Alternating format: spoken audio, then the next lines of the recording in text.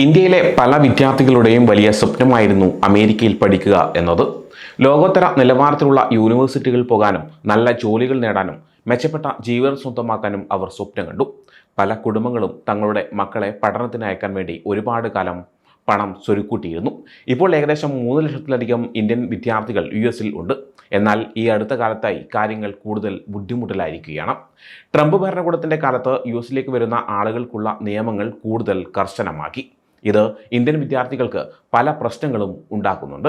ചില സമയങ്ങളിൽ വിദ്യാർത്ഥികളെ നാട്ടിലേക്ക് തിരിച്ചയക്കുന്നു, അല്ലെങ്കിൽ അവരുടെ സ്റ്റുഡൻറ് വിസ റദ്ദാക്കുന്നു. ജോലി ചെയ്യാനുള്ള അനുമതിയും നഷ്ടപ്പെടുന്നു. വളരെ ചെറിയ കാരണങ്ങൾക്കാണ് പലപ്പോഴും ഇത് സംഭവിക്കുന്നത്. പക്ഷേ ഇന്ത്യയിൽ ചെറുതാണെങ്കിലും അമേരിക്കയിൽ വലുതായിരിക്കാം. പലപ്പോഴും അമേരിക്കയിലേക്കുള്ള വിസ നിരസിക്കുന്നതിൻ്റെയും പുറത്താക്കുന്നതിൻ്റെയും കാരണങ്ങൾ വ്യക്തമാക്കുന്നില്ലെന്ന ആരോപണവും ഉയരുന്നുണ്ട്. ഒരു വിദ്യാർത്ഥി പഠനം കഴിഞ്ഞ് US-ൽ നിയമപരമായി ജോലി ചെയ്യുകയായിരുന്നു. ഇൻ്റർനാഷണൽ സ്റ്റുഡൻസിനായുള്ള ഒരു പ്രോഗ്രാം വഴിയായിരുന്നു ഇത്. എന്നാൽ അയാൾക്ക് ഒരു ചെറിയ തെറ്റ് സംഭവിച്ചു. ഡ്രൈവിംഗ് ലൈസൻസ് ഇല്ലാതെ വണ്ടി ഓടിച്ചതിന് ഫൈൻ അടക്കേണ്ടി വന്നു. അതിനുശേഷം അയാളുടെ വിസ റദ്ദാക്കി. എന്തുകൊണ്ടാണ് വിസ റദ്ദാക്കിയതെന്ന് ആരും പറഞ്ഞില്ല. ജോലി നഷ്ടപ്പെട്ട അയാൾക്ക് ഒരുപക്ഷെ ഇന്ത്യയിലേക്ക് തിരിച്ചു പോകേണ്ടി വരും. ഇത് അവനെ ഞെട്ടിച്ചു കളഞ്ഞു. പേടിയുമുണ്ടായി. മറ്റു ചില വിദ്യാർത്ഥികൾക്കും അവരുടെ നിയമപരമായ സ്ഥിതി നഷ്ടപ്പെട്ടിട്ടുണ്ട്. ഇതിന് കാരണം മുൻപ് സംഭവിച്ച ചെറിയ തെറ്റുകളാണ്. പാർക്കിംഗ് ടിക്കറ്റുകൾ, ചെറിയ ട്രാഫിക് നിയമലംഘനങ്ങൾ എന്നിവയെല്ലാം ഇതിൽ ഉൾപ്പെടും. ചിലപ്പോൾ ഒരു കാരണവുമില്ലാതെയും ഇത് സംഭവിക്കാറുണ്ടെന്നും പറയപ്പെടുന്നു. വിദ്യാർത്ഥികൾക്ക് ആഗോള വിഷയങ്ങളെക്കുറിച്ച് സംസാരിക്കാൻ പോലും ഇപ്പോൾ പേടിയാണ്. കൊളംബിയ യൂണിവേഴ്സിറ്റിയിലെ ഒരു വിദ്യാർത്ഥിക്ക് പലസ്തീനെ അനുകൂലിച്ചുകൊണ്ട് ഓൺലൈനിൽ എഴുതുന്നതിൻ്റെ പേരിൽ വിസ നഷ്ടപ്പെട്ടു. ഇത് പല വിദ്യാർത്ഥികൾക്കും ലോക കാര്യങ്ങളെക്കുറിച്ച് അഭിപ്രായം പറയാൻ പേടിയാക്കിയിട്ടുണ്ട്. ഇത്തരം കർശന നിയമങ്ങൾ കാരണം US പഠിക്കാൻ അത്ര നല്ല സ്ഥലമല്ലെന്ന് പലരും ചിന്തിക്കാൻ സാധ്യതയുണ്ടെന്ന് വിദഗ്ധർ പറയുന്നു. ഇന്റർനാഷണൽ വിദ്യാർത്ഥികൾ US സമ്പദ് വ്യവസ്ഥയിലേക്ക് ധാരാളം പണം എത്തിക്കുന്നുണ്ട്. കഴിഞ്ഞ വർഷം ഇത് ഏകദേശം $44 ബില്യൺ ആയിരുന്നു. ഇന്ത്യൻ വിദ്യാർത്ഥികൾ വരുന്നത് നിർത്തിയാൽ അത് ഇന്ത്യയെയും US-നെയും ഒരുപോലെ ദോഷകരമായി ബാധിക്കും. വിദ്യാർത്ഥികൾക്ക് അവസരങ്ങൾ നഷ്ടപ്പെടും. അമേരിക്കൻ യൂണിവേഴ്സിറ്റികൾക്ക് പണവും കഴിവുള്ള ആളുകളെയും നഷ്ടമാകും. ഇന്ത്യയിലെ മാതാപിതാക്കൾക്ക് ഇതൊരു വലിയ ആശങ്ക ഉണ്ടാക്കുന്നുണ്ട്.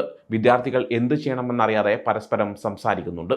ഇവിടെ തന്നെ തുടരണോ അതോ കാനഡ, ജർമ്മനി, ഓസ്ട്രേലിയ പോലുള്ള രാജ്യങ്ങളിലേക്ക് മാറണോ എന്ന് അവർ ആലോചിക്കുന്നുണ്ട്. ഈ രാജ്യങ്ങളിലെ നിയമങ്ങൾ വിദ്യാർത്ഥികൾക്ക് കൂടുതൽ സൗഹൃദപരമാണെന്നാണ് അവർ കരുതുന്നത്. ചില വിദ്യാർത്ഥികൾ പഠനം മറ്റേതെങ്കിലും രാജ്യത്ത് പൂർത്തിയാക്കാനോ യൂറോപ്പിൽ ജോലി കണ്ടെത്താനോ ശ്രമിക്കുന്നുണ്ട്. വലിയ പ്രതീക്ഷകളോടെ വന്ന് എല്ലാ നിയമങ്ങളും അനുസരിക്കാൻ ശ്രമിക്കുന്ന വിദ്യാർത്ഥികൾക്കാണ് ഇത് കൂടുതലും വിഷമമുണ്ടാക്കുന്നത്. ചെറിയ കാര്യങ്ങൾക്ക് പോലും ശിക്ഷിക്കപ്പെടുന്നതായി അവർക്ക് തോന്നുന്നു. നിയമപരമായ പ്രശ്നങ്ങൾ ഉണ്ടാകുമോ എന്ന് പേടിച്ച് പലരും പരസ്യമായി സംസാരിക്കാൻ പോലും ഭയപ്പെടുന്നു. ഒരു ചെറിയ തെറ്റ് എൻ്റെ ഭാവി തന്നെ ഇല്ലാതാക്കുമെന്ന് ഞാൻ ഒരിക്കലും കരുതിയില്ല, ഒരു വിദ്യാർത്ഥി പറഞ്ഞ വാക്കുകളാണിത്.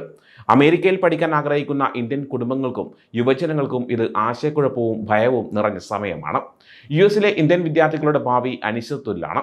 അമേരിക്കൻ സ്വപ്നം ഇനി പിന്തുടരേണ്ടതുണ്ടോ എന്ന് പലരും ചോദിക്കുന്നു. US-ൽ പഠിക്കാൻ വരുന്നവരുടെ എണ്ണം കുറഞ്ഞാൽ അത് അവിടുത്തെ കോളേജുകൾക്കും സർവകലാശാലകൾക്കും വലിയ നഷ്ടമുണ്ടാക്കും. കാരണം വിദേശത്തു നിന്നുള്ള വിദ്യാർത്ഥികൾ അവിടെ ധാരാളം പണം ചെലവഴിക്കുന്നുണ്ട്.